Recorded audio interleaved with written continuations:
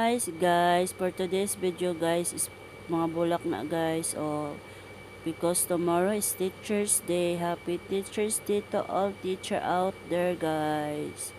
Ang gaganda guys no.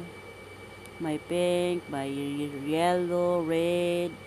Basta iba't ibang klase ng mga magagandang bulaklak guys. Ayan Sana all may magbigay sa akin ng bulaklak guys. Ayun. At ang mumura lang guys, may tag 35. Pink, may favorite colors. Yan pa guys. Sobrang ganda no, at saka yan. At saka, this is my favorite, red rose.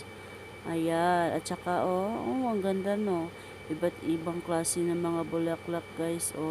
Ayan lang guys for today's video. Bye guys.